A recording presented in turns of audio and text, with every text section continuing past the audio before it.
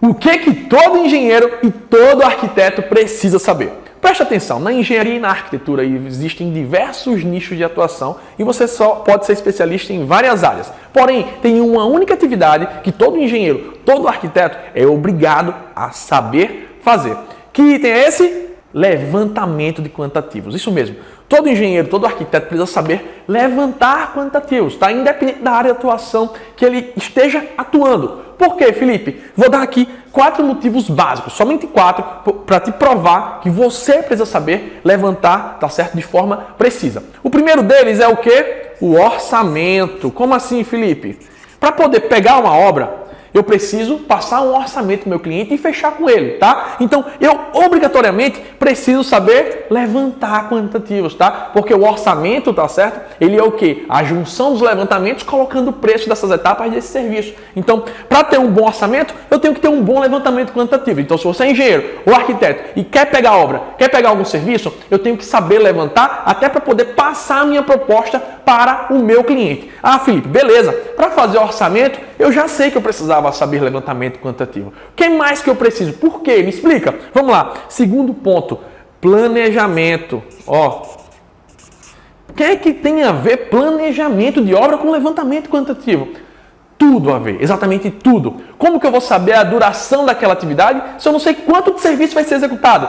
Como que eu vou calcular quantos pedreiros, quantos serventes, quantos carpinteiros, quantos pintores eu preciso se eu não tenho a quantidade exata de serviço a ser executado? Concorda comigo que a equipe para fazer 10 metros de alvenaria é diferente de uma equipe para fazer 1000 metros de alvenaria? Vou precisar de mais gente e eu vou ter um intervalo de tempo maior ainda. Então, para você ter um bom planejamento de obra, para você saber exatamente a duração da atividade ou a quantidade de profissionais, eu preciso saber levantar quantitativo. Eu preciso saber a quantidade de serviço que vai ser executada. Sem isso, eu não consigo ter um bom planejamento, eu não consigo saber a quantidade de equipes ou, no mínimo, a duração daquela atividade. Entendeu agora por que o planejamento tem que saber a quantidade de serviço que vai ser executado? E por que o engenheiro tem que saber levantar quantitativo? Tá? Fica comigo que tem mais ainda. Felipe, qual o terceiro ponto? Simples, se você é engenheiro de obra, se você trabalha na execução, se você é gestor de obras, tá? Ou se você é até um arquiteto e está passando o projeto para o seu cliente, ele quer saber o quê? A quantidade de materiais que ele vai precisar comprar. Quantidade de piso, quantidade de argamassa, quantidade de tijolos, digamos assim. Então, se eu sou um gestor de obras, eu preciso saber o quê? Preciso saber o quê? Quantidade de materiais.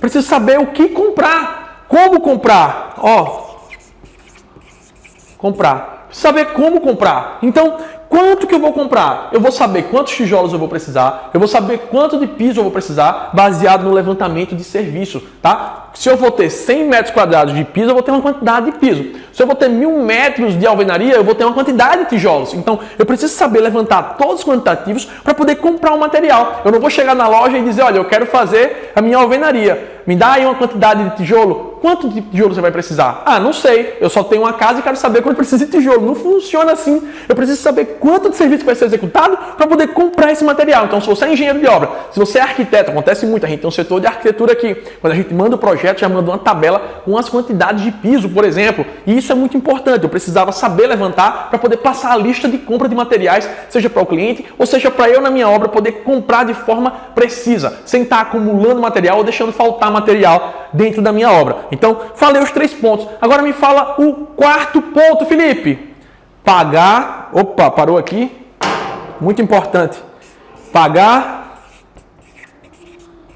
e receber. Como assim?